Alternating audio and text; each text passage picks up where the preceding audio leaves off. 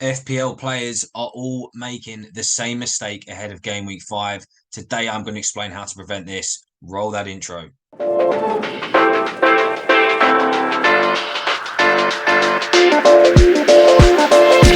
Here we go. Welcome back to the Lost in Possession podcast. I'm Jordan, and today we are talking all things FPL. If you first and foremost can do me a quick favor, hit that subscribe button. We've got 2 podcasts a week, one on football every week, one on FPL every week, and of course, it is free to subscribe. So let's get straight into this episode. So my concern this week with mistakes that FPL players are making is twofold. One, some of the most transferred in players concern me. We'll also get into the most transferred out players, as I think a lot of FPL players are making huge potential mistakes this game week. So as you can see here in front of my screen, you've got the most transferred in players this week, this game week, and at the top of that list is Son. Now, not only Son, but out of the top 4, you've got 3 Spurs players in there. Son, Maddison, and Romero. Now, although in principle, based on form and based on Spurs' brilliant start to the season and certainly above expectations, it does make sense why players are now flocking to Spurs. Even looking down the list, you've got Udogie now as well. And you are seeing these numbers in terms of selection and ownership for Spurs heavily creep up.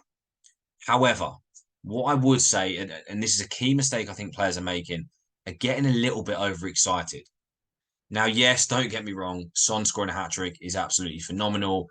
If he's going to now play in that centre-forward role, I do think he will deliver and could pick up a lot of the slack that Kane left. However, looking at the fixtures, now I'm going to come on to this, looking at the FDR, that is. So if we look here, having a look at Spurs' next few games, yes, you've got a pretty easy game with Sheffield United at home. But actually, if you look at, 2 out of the next 3 games, you've got a very tough North London derby at Arsenal away. You've then got Liverpool at home. Now, although, yes, are Spurs, capable of scoring in these games? Absolutely. As a short-term transfer, for everyone to be going this heavy on Spurs players, to me feels a little bit premature and a little bit of a knee-jerk reaction to them battering Burnley and Son scoring a hat-trick. So you've got to have a think about this. And yes, Son is probably, capable again of scoring a hat-trick against Sheffield United. But realistically, if you're going heavy on Spurs players right now, you've got to look at how many points across the next 2 to 3 game weeks that you're going to get. And despite that ridiculous form, despite Spurs overperforming, is Romero going to keep a clean sheet away to Arsenal and at home to Liverpool? Probably not. Is Udogie going to keep a clean sheet? Probably not. Is Maddison and or Son, depending on what player you're choosing, or maybe even a few lunatics getting in both. But what do you expect them to do away to Arsenal? You've got to work out roughly how many goals you anticipate Spurs scoring in these games. And for me personally, despite the form, I don't think it's going to be that high on the list. So all I'm saying here, I think a key mistake, people are getting carried away, is getting these players in your team too early, just based on one brilliant game week, and actually not looking ahead to these fixtures. Now, let's just talk a few other players on this list. You've got Ferguson, again, a recent hat-trick hero. The issue is he has got a yellow orange flag on him this week, so he has got a 75% chance of playing. And although I understand people wanting to have him in his team at 6 mil, again, if we go back to the fixture ratings, look at Brighton's fixtures coming up. Not awful, but really not that strong. You've got Man United away, then you've got potentially nice. Well, I say a nice couple. I mean, Bournemouth at home's nice. I don't think Villa away is that nice though. So again, is Ferguson capable of scoring in his games? I do think he is. Yes, if fit. So you've also got that doubt to consider. But United away, Bournemouth at home, but then you've got Villa away, Liverpool, Man City, even Fulham, who have been doing all right. So again, I get why people are going to Ferguson, but you've got to look ahead at the game weeks and make a decision based on that. Outside of that, just to touch on a quick couple of these, Darwin, looking at the fixtures, Liverpool, actually quite a nice run. No red fixtures. Again, though, yes, Darwin got the 2 goals against Newcastle late on, as we know. Is he going to be starting every game now? He didn't score in the game after, did miss a sitter, so you've got to consider this. I think with Darwin, he is still a rotation risk. So I would have a small red flag against him. I think the only one guaranteed to start is Salah, but obviously we know, as we know, he's very heavily priced in the game. So again, red flag with Darwin. But the others on this list, and Mbeumo, Cash, I think look good. Now moving on, we've got to also look at some grave errors I think FPL players are making in this game week, and look at players being transferred out. So the most transferred out players at the moment in number 1 position is Nicholas Jackson, and in number 2 is Isak. Now, I do not get this at all. So first of all, let's talk Jackson. Let's look at Chelsea's fixtures. So we've got Bournemouth, we've got Aston Villa at home, we've got Fulham away and Burnley away. And then in game week 9, things get, a lot tougher for Chelsea. Now, I appreciate Jackson, has scored only 1 goal and people are getting a bit twitchy. But you've got to look at the underlying stats of how he's performing. You look here as an example. So these are some stats from Sky Sports so far in the Premier League, some of his movement stats. And this is in the entire Premier League, by the way. So the number of runs ranked first. The number of attacking runs ranked first.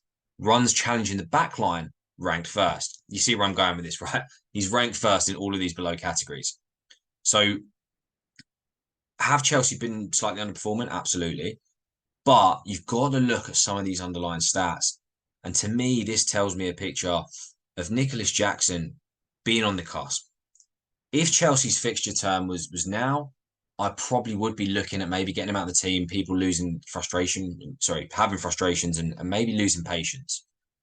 But right now, with Chelsea having 4 decent game weeks still, and Nicholas Jackson's underlying stats, very positive attacking, he's causing threats, he's getting in behind the opposition.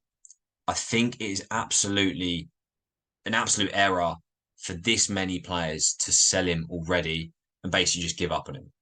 So for me, do not make this mistake. Give him a couple more game weeks. And if he's still not delivering, maybe then look to transfer him out when Chelsea's fixtures get tougher. Next up, the main one I want to talk about is Isak. Again, referring to the fixtures. Look at Newcastle's fixtures here. You've got Brentford at home, Sheffield United away, Burnley at home, West Ham, Palace, Wolves. Then in game week 11, Arsenal. Why are you selling Isak? I don't understand. Again, maybe you could argue Newcastle have been slightly under delivering, but he is still going to be their main striker. He's still an attacking threat. And even you look at the game against Brighton, he could have had 2 goals within the first 3 minutes. So you've got to put this into perspective. Just because he has 1 bad game week, don't go and, panic, sell him. Look ahead, think strategically. Can he deliver in these next 5, 6, 7 game weeks even? Absolutely. So people should not be selling Isak here at all. The others on this list, let's move down. Pedro, obviously Botman with the injury. Get it. You've got Wisa. Again, looking at Brentford's fixtures, I can understand why people are selling him. But I do still think he's capable of picking up points in these next 3, 4, 5 game weeks. Maybe even 6 or 7. So I think people need to chill out. I really do think they need to chill out and not be selling Wisa. Watkins as well. Again, it's the same argument as the others. Are they underperforming? Possibly. But you've got to look at the fixtures. Aston Villa. No red fixtures in here. Palace, Chelsea, Brighton, maybe a couple of tough games in there. But Wolves, West Ham, Luton, Forest. Why are you selling Watkins? The stats show that he will deliver in these games. So do not panic and do not sell these players just for the sake of it. Looking at the others, sure, obviously injured completely makes sense. Rashford, I get a lot of these, as you can see, are United players going out. I do get the logic, but Rashford, he's been looking a bit sharper in the last few weeks. I did personally in my team sell him for Bruno Fernandes just to save a bit of money. I wouldn't be panic selling Rashford just yet.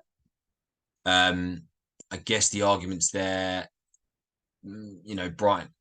Personally, for me, actually, looking at Rashford, looking at the fixtures, I don't think I'd panic sell Rashford here unless it's for another United player.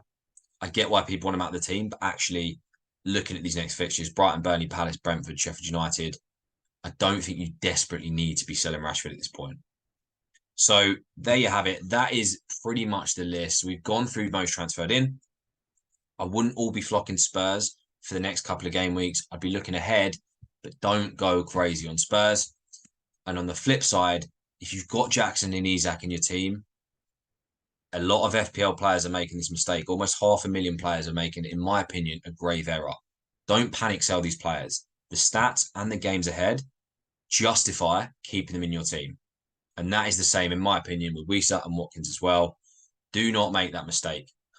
But that is everything from my side. Hope you enjoyed the episode. And as always, like, comment, and subscribe. You know the drill.